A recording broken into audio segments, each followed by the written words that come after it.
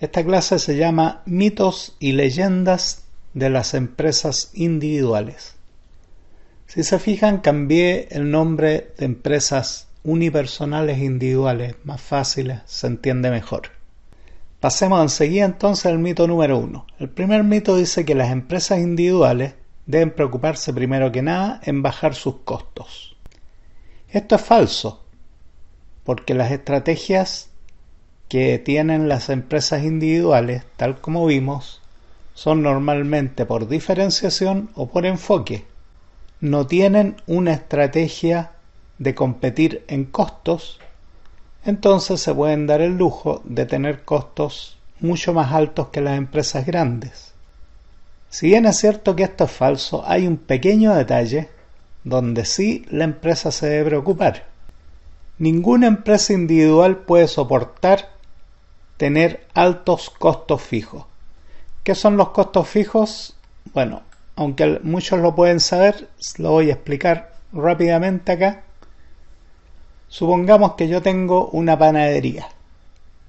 Mis costos fijos son aquellos que tengo todos los meses, venda o no venda, que son los mismos. Puede ser un costo de arriendo, puede ser pagar sueldos. Todo lo que yo pago todos los meses, venda o no venda, es un costo fijo. Y costos variables son los costos que dependen de cuánto vendo. Si yo no vendo nada, mis costos variables son 0 y a medida que yo empiezo a vender, mis costos variables van subiendo porque están incluidos dentro de los productos que yo vendo. Es lo que me costó comprarlos o fabricarlos. En la panadería, como veíamos, el costo fijo puede ser arriendo, sueldos, patentes, etc. Y costos variables son compra de mercadería, compra de harina o compra de pan si yo el pan lo revendo, o compras de insumo, compra de harina, levadura, qué sé yo. Esos costos variables son directamente proporcionales a la cantidad que se vende. Pasemos ahora al mito número 2. Nuestro mito número 2 nos dice: las empresas individuales deben preocuparse de implementar sistemas de control y sistemas administrativos eficientes. Esto es falso. En pequeños volúmenes que las empresas individuales normalmente manejan, a veces pueden ser volúmenes altos pero con muy pocas operaciones, el flujo de caja se puede controlar fácilmente mirándose el bolsillo. Es muy sencillo por la operación de las empresas individuales, es muy sencillo tener controlado el flujo de caja, por lo mismo que no hay capital invertido, que no hay grandes cantidades de mercadería, que son las dos cosas que tienden a ocultar los problemas de flujo de caja. Nosotros tenemos problemas de flujo de caja y no nos damos cuenta cuando tenemos gran capital o cuando tenemos un inventario grande de mercaderías almacenadas.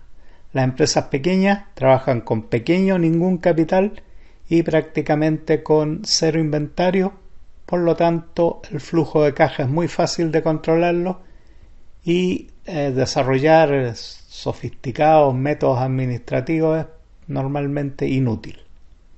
El mito número 3 es muy común. Dice que las empresas individuales se ven amenazadas por las grandes empresas.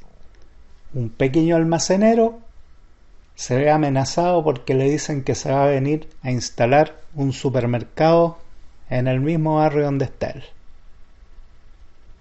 Este mito también es falso. Las grandes empresas, en la gran mayoría de los casos, no amenazan a las empresas individuales, porque la empresa individual tiene la flexibilidad suficiente para encontrar nichos, para cambiar y para buscar nichos que las empresas grandes no pueden atender. La empresa individual tradicionalmente ha sobrevivido a las grandes empresas e inclusive le va mejor con las grandes empresas. Los supermercados, las grandes tiendas, los malls les traen clientes, atraen gente que de paso puede encontrar lo que no encuentra en las empresas más grandes.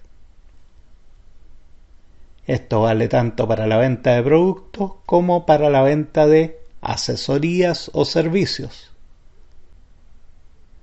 siempre surgen nichos de mercado que no pueden cubrir las empresas grandes. El mito 4 dice que las empresas individuales son empresas de bajo riesgo. Aquí yo también les dije que eran empresas de bajo riesgo, pero aquí hay que hacer una distinción. Son los empresarios de empresas personales los que tienen una gran aversión al riesgo y por lo general rehúyen tomar cualquier clase de riesgo.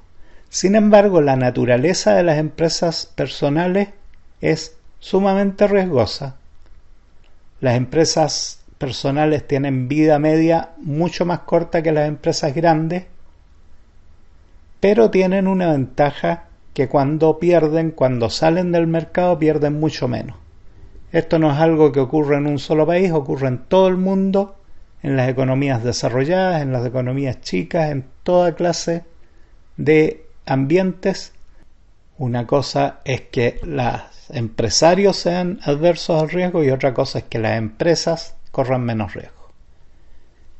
El mito número 5, ampliamente extendido, es que las empresas individuales dependen mucho de las ayudas, de los apoyos del gobierno y de los ciclos económicos por los que pasa el país.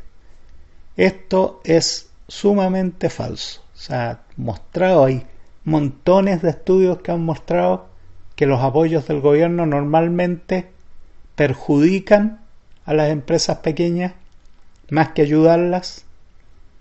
¿Por qué? Bueno, hay varias razones. La primera razón es que los apoyos del gobierno son generalizados, el gobierno no tiene cómo saber las necesidades específicas de cada empresa, así que diseña programas a grandes rasgos, muy amplios, y que normalmente no tienen nada que ver ni ayudan a los problemas específicos de las empresas pequeñas.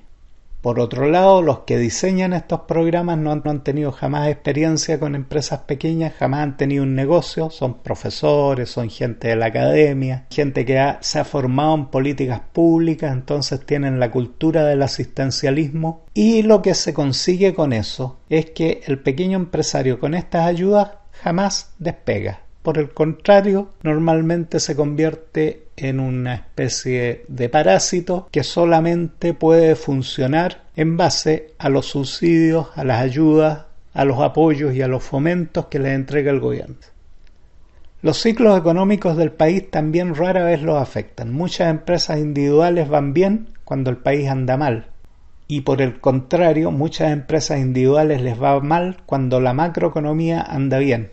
¿Por qué? Porque la macroeconomía es siempre más favorable a las empresas grandes que a las empresas pequeñas.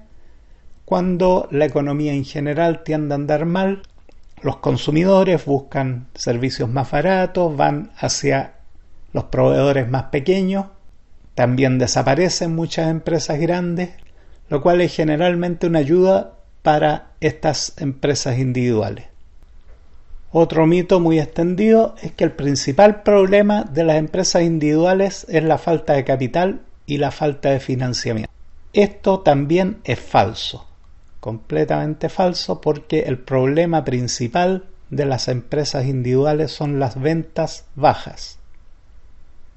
Los aumentos de capital normalmente se van en consumo improductivo porque el empresario individual está acostumbrado a que todo el excedente se lo gasta en consumo. Él piensa así, esa es la forma en que funciona su empresa. Entonces los aumentos de capital son considerados excedentes y se consumen.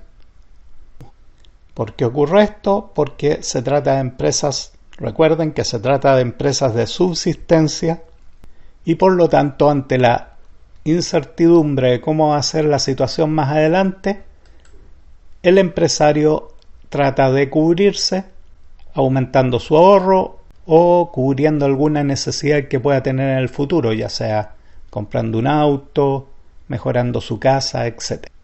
El mito número 7 dice que un problema grave de las empresas individuales es la baja productividad y la poca capacidad de gestión administrativa. Muchos programas de gobierno de ayuda a los pequeños empresarios se hacen en base a este mito.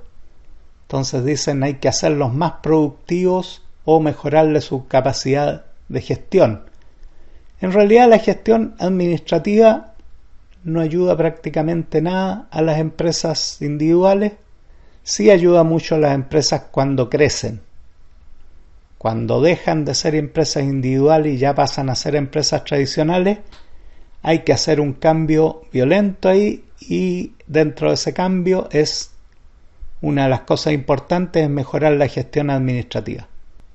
La gestión administrativa agrega preocupaciones cuando la principal preocupación que debe tener un empresario individual, como vimos en el punto anterior, es vender. El mito número 8, también muy común: las fallas de mercado y las condiciones injustas son las que causan el fracaso de las empresas individuales. Ese, además de un completo mito, además de ser algo falso, es una forma de no entender nada de negocio. Las empresas no pueden esperar unas situaciones justas o que el mercado se arregle sus fallas. Las llamadas fallas de mercado son características del mercado, que están en el 99,99% de los casos fuera de la capacidad del empresario individual de cambiar. Una empresa individual debe adaptarse a las condiciones reales del mercado, no esperar que el mercado se adapte o que se hagan leyes para que emparejar la cancha o otros conceptos que son muy populares en la política, pero que en los negocios no tienen conexión con la realidad. La fortaleza de la empresa individual es su flexibilidad. Por su pequeño tamaño puede cambiar con gran facilidad y puede adaptarse rápidamente a las condiciones que cambian. Si una empresa no desarrolla esa capacidad de adaptarse y se queda esperando que mejoren las fallas de mercado o que venga una ley que haga menos injusta la situación, es una empresa que tiene un fracaso garantizado. Vamos al mito número 9, que dice: la falta de acceso al crédito y las exigencias excesivas de los bancos causan un estrangulamiento financiero a las empresas individuales. Falso, un mito muy difundido por los políticos, pero que es totalmente falso, y es muy riesgoso pensar así si uno es empresario, si uno tiene su pequeño negocio. Hay que entender que un crédito para una empresa individual en sus primeras etapas es un riesgo enorme.